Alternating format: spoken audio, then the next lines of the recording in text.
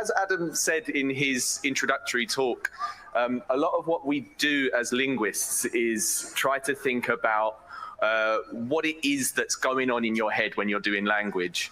And part of that is thinking about what kind of hidden or unconscious rules you abide by when you speak language. So everybody here has this strange ability to speak English, and you can do it effortlessly.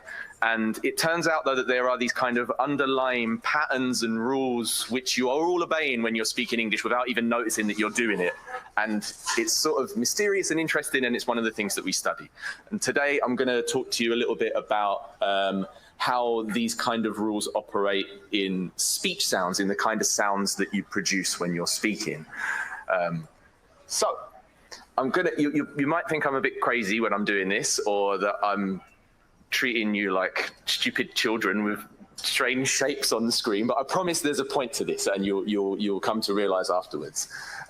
So I want you to imagine that you, as a linguist, have come across this language, and there's an alphabet, and the alphabet has only 4 symbols in it.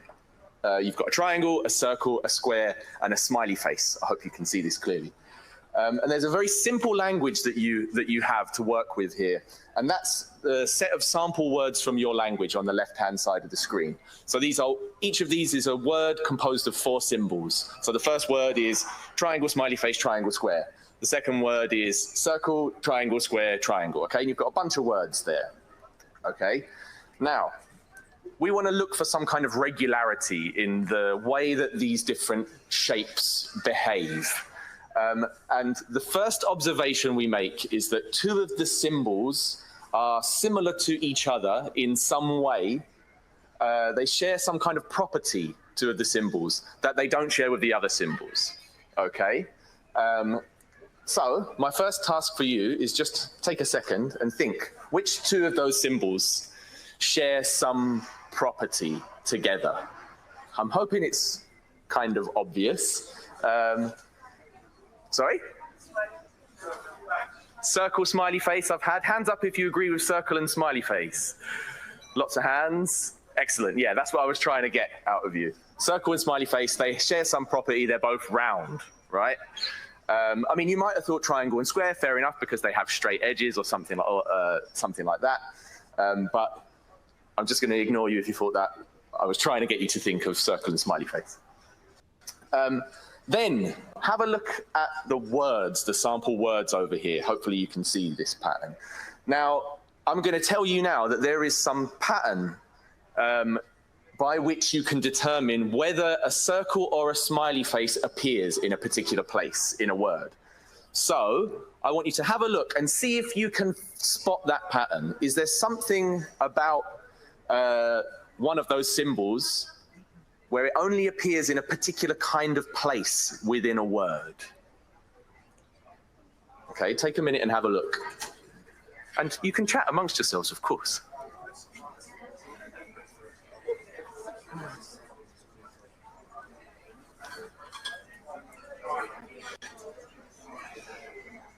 All right, anyone have any idea? You can put your hand, yep, you got your hand up. Triangle, then smiley face. Can you be? Is it more specific than that though? Because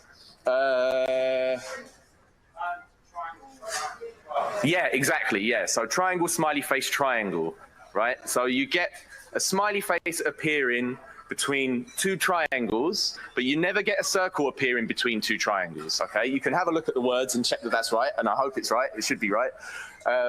Yeah, it is. Okay.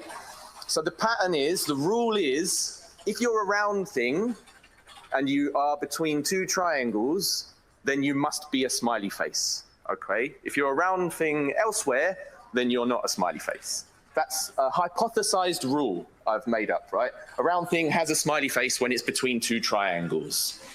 And, okay, again, if that pattern's not immediately obvious, we can be very rigorous about this, and we can list all of the environments in which each of those symbols appears. And if we list all of the environments where the circle appears, that hash means word boundary, the edge of a word, and an underline is where that position is. So hash underline triangle means immediately preceding a triangle at the start of a word, and so on. You can list all of the positions of each one. And the thing that you notice is that the smiley face is odd in that there's only one place where smiley face appears, and it's between two triangles.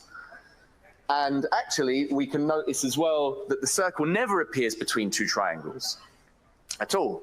We can say, in some abstract sense, that circles and smiley faces are the same thing.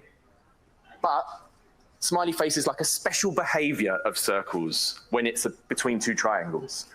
I'm saying here, think Superman and Clark Kent. They're never in the same place at the same time, but they are, which means that they are the same thing, right? Smiley faces are never in any of those environments. Circles are never in that environment. So they're like Superman and Clark Kent. They're the same thing, but different sort of forms of the same thing. Now you're probably even more thinking, what the hell has this got to do with language and what's he talking about? Well, I will show you. You might not have realized it, but that is something that we call, doing that process is something that we call phonological analysis, or it's a type of phonological analysis. Phonology is the study of the patterns of speech sounds, the structure of speech sounds in language. And you can do exactly the same thing to look for rule-governed behavior in speech sounds in language as well. You look at certain speech sounds, where they appear, what kind of environments they appear in, what the surrounding speech sounds are. And you can find these interesting patterns across languages which suggest that certain sounds are really, in an abstract sense, mentally the same thing, but they're different guises of the same thing in different environments. So, I'll give you an example from Japanese. And don't worry, you don't have to speak Japanese at all. You just need to be able to look for patterns. So there's a bunch of words down here on the left-hand side. I'll read through them in a second. And just so you know, this funny little C with a squiggle, this symbol here, is something like the sh sound in ship, okay? So when you read this, it's something like sh, okay? So you've got shio means salt, karasu means crow, sakana means fish, kashi means lyrics, sekigaisen means infrared rays, and koroshia means hitman, okay? So what I want you to do is exactly the same thing we just did with the circles, triangles, squares, and smiley faces. You want to work out if the s sound represented by an S and the sh sound represented by that curly C, SC thing, do they have a similar kind of pattern as the circle smiley face thing? Does one of them only appear in one place and the other one never appear in that place? Could we say that underlyingly, in some abstract sense, they're the same sound that just comes out different in a different environment? So take a minute, have a look at the Japanese words. Is there something special about one of the sounds, about where it appears? Yes. Oh, we've got a mic coming. Great. The I always comes after the sound. After which one? Oh, the S sound. Which one? The curly C. The curly C, yeah, exactly. The sh-y sound, yeah. That's right, exactly. So the sh is always followed by E, by this, represented by the letter I. And the s is never followed by this E, right? So then we have this hypothesized rule that in Japanese, a s comes out like sh if it's before an E sound, okay? So you can do this with languages. It turns out there's loads of these kinds of patterns and rules across language where speech sounds come out differently. You say them differently depending on what the surrounding speech sounds are. And you won't have any idea that you're doing this when you're speaking English, but it happens. A very dumb, quick example I'll give to you now about English is if you say dogs, right? Everybody say dogs, okay? And now say cats, okay? So at the end of dogs and cats, you've got this S, right? That you'd write as an S. But now I want you to hold your throat when you say dogs. Dogs. Zzz. Can you feel your throat vibrating? Is it more like a Z? When you say cats, hold your throat. Cats. Cats. Your throat doesn't vibrate, does it? It's cats. So it's a s in cats and it's a dog in dogs. Why? I'm not going to tell you. You can take that home as an exercise. Instead, right, I was going to go into English now, another example. I've realized this is completely COVID unsafe, so we're not going to do this. But you can do it when you go home. So another example is the P in spit and the P in pit. I could probably bring my face close to the microphone and illustrate this actually, I suppose. Would that work? Yeah. So basically, if the P in pit, there's a short burst of air that comes after it. But the P in spit, there's no such burst of air. So if you hold your hand in front of your face when you're speaking and you say pit, you should feel a little blow of air on your hand. But when you say spit, that shouldn't happen. So I'm imagining if I go to the microphone and say pit. Oh, you hear that? That p, right? But I say spit. It doesn't happen, right? There's no p that happens. That's because there's not a rush of air. So they're both P's, but one of them has this slightly different quality. And you have absolutely no idea that that happens unless you've studied linguistics, and you have absolutely no idea that you blow a little burst of air out when you do it, but you all do it. You all systematically do it. It's just something that's come into your brain, and your parents didn't sit you down as a 4-year-old and say, make sure to blow that burst of air when you say p at the start of a word, but not after an S. So anyway, that's the point. Do you notice anything, the burst of air? The last one, so you can, these kinds of rules and patterns also differ across dialects. So in this case, I'm going to say these words. I want you to tell me what's different about the T sound when I pronounce these words.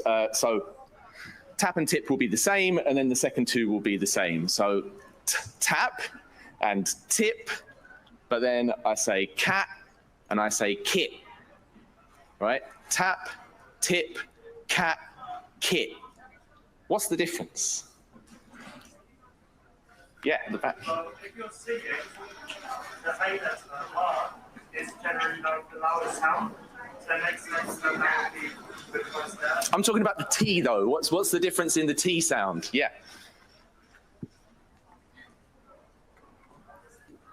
Isn't it called like a glottal stop or something? Yes, very good. Yeah. So the T in the tap and tip example is what we call an alveolar stop. What you do is you take your tongue and it pushes up against this ridge behind your teeth and blocks off the airstream from your lungs and then releases it. So you get tap. You can also say tap. Now you'll note your tongue goes up. Everybody say tap, tap, tap, tap. Do you note your tongue goes forward to the sort of front of your mouth? But this final position T in my English, my tongue doesn't go anywhere up there. It's called a glottal stop instead, a glottal stop. There's one in there as well. You may have noticed. This is just your glottis closing and releasing suddenly. So there's no T sound for me when I say cat and kit, although I can say cat and kit. I don't do it in my speech. So there's patterns in dialectal variation in speech as well. The aspiration thing that I talked about earlier, where there's a little burst of air, this doesn't really exist in dialectal variation. You'd get it in second language English learners, English in some cases. But this is a case where it's really the dialect differing. That's pretty much it. So the whole point here is just to show you that an example of the kind of thing that we do as linguists is try to work out what kinds of patterns exist